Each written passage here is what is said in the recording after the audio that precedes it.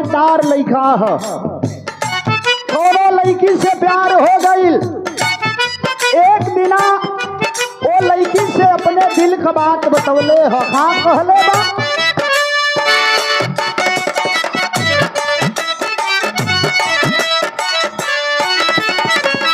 इहे कहे कैलू जे हमारा से यारी, इहे कहे कि कैलू जे हमारा से यारी, सुना हो प्यारी, कैलू जे हमारा से यारी, सुना हो प्यारी।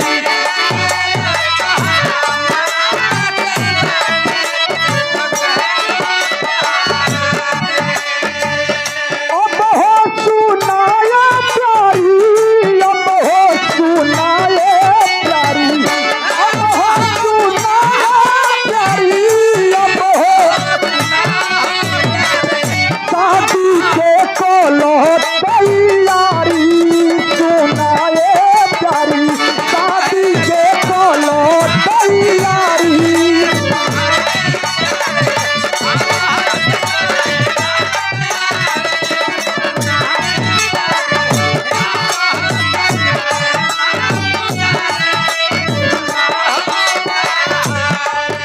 लेकिन ये बाबू आज ये सरकार खरीद देख के यहाँ ब्रजेश रवि की कलम चेतावनी गीत लिखती है। खाली खले बा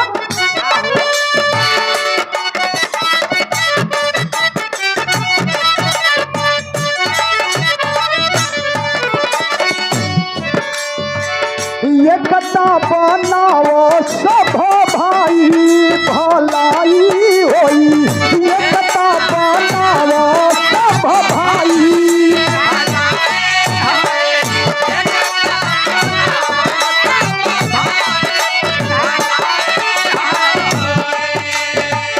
अब हो भलाई होई, अब हो भलाई होई।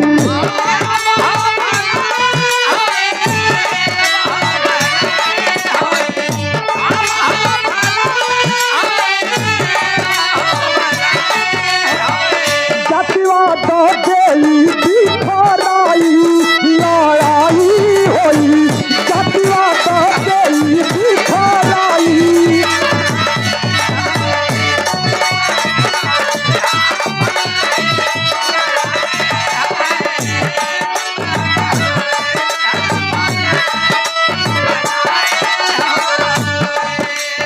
गीत कलाई नहीं है बतावत पाए बाबू, यदि आप एकता नहीं बनाएंगे तो लोग जातिवाद का पाठ पढ़ाकर आपको बिखेरने का काम कर रहे हैं।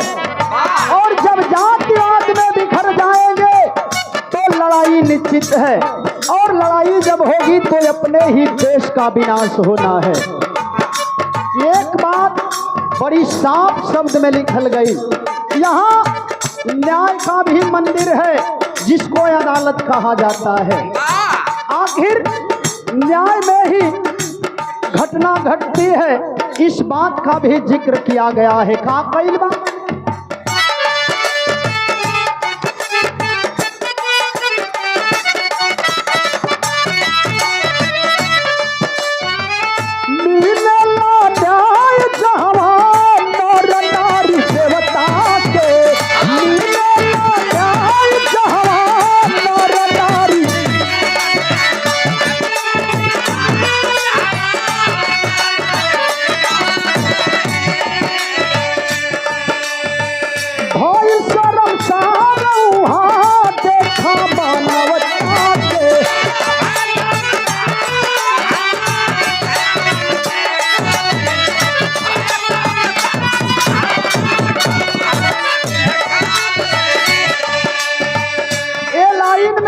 लिखल गई कि आखिर जहां न्याय नर नारी और देवता को भी मिलती है, कहीं मंदिर का जमीन विवाद में पड़ जाती है, वहां भी न्याय अदालत से मिलती है।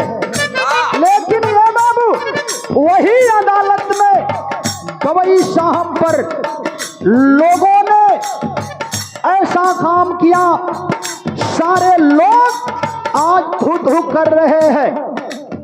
ऐसा नहीं होना चाहिए। का कहल गई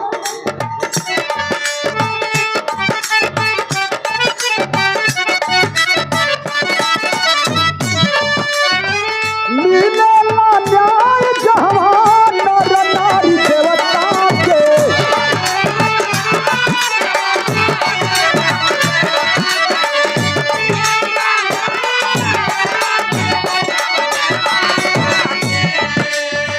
भइल शर्मसार उहाँ देखा मानवता के, शर्मसार उहाँ देखा।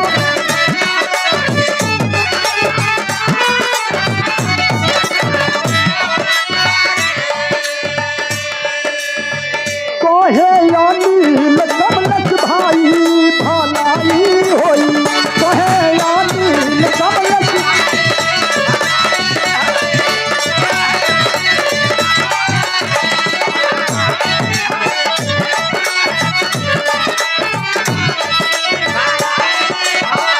अब हो भलाई होई, अब हो भलाई होई।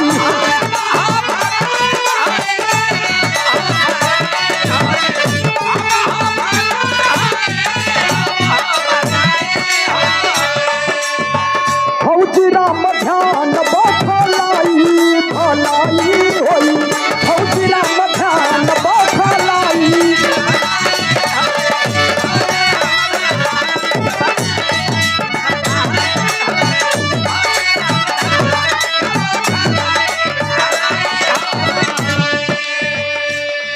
यह बात हमारे अग्रज गार्जियन बड़े भैया अनिल मास्टर साहब, कमलेश मौर्य और राम ध्यान जो गुरु के उपाधि में है और फौजी भी है।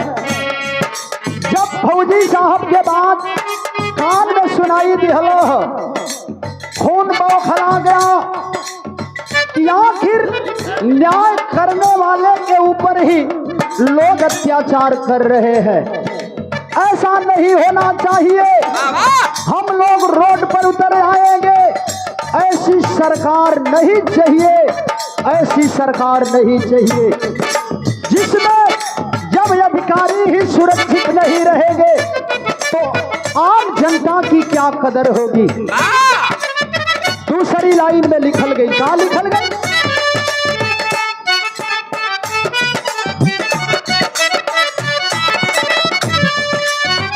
जन जन में चर्चा बाटे यही राम राज के, चर्चा बाटे यही राम।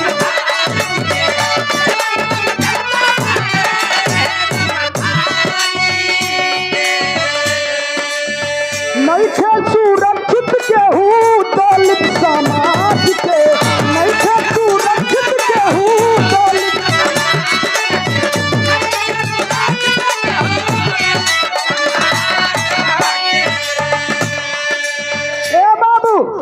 हमारे राम ध्यान फौजी साहब और ये देखें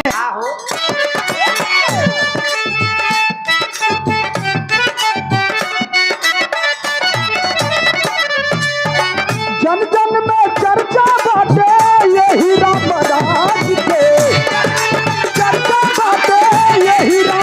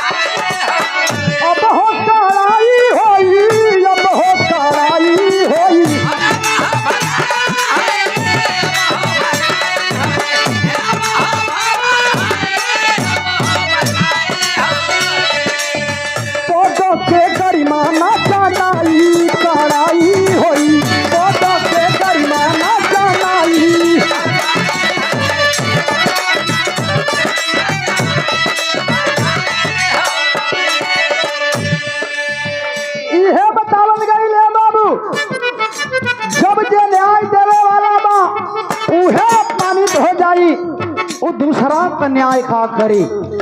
आखिर पद पर रहते हुए अपनी पद की गरिमा लोग नहीं बचा पाएंगे तो ऐसे सरकार बनाने से फायदा ही क्या है। पद की गरिमा होनी चाहिए। यही लिए लास्ट लाइन में लिखल गई, का लिखल गई नीलम भैया,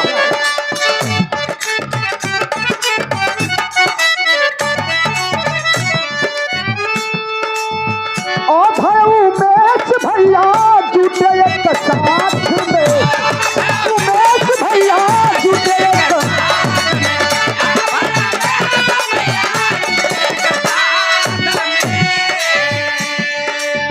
कृष्णा मनोज हाथ मिलल बा हाथ में, कृष्णा मनोज हाथ मिलल बा।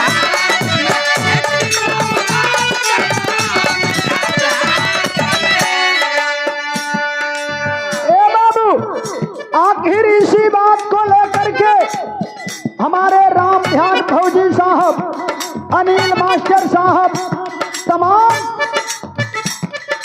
पार्टी के कार्यकर्ता और हमारे अग्रज कृष्णा भैया, उमेश भैया, मनोज गौतम, आप लोगों ने यह एकता बनाया कि हम लोग ऐसे मनुवादियों का मुंह तोड़ जवाब देने का काम करेंगे, क्योंकि दलितों पर अत्याचार ना ही सहा है ना सहेंगे।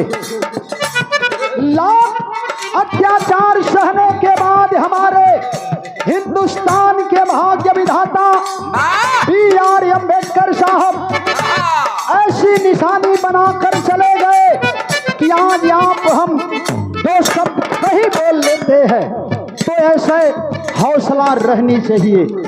का भयल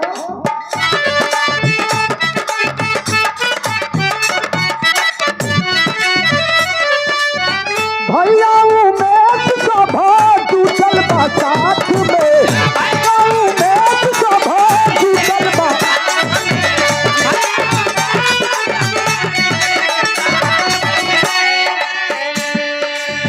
कृष्णा मनोज हाथ मिलल बा हाथ में, कृष्णा मनोज हाथ मिलल बा।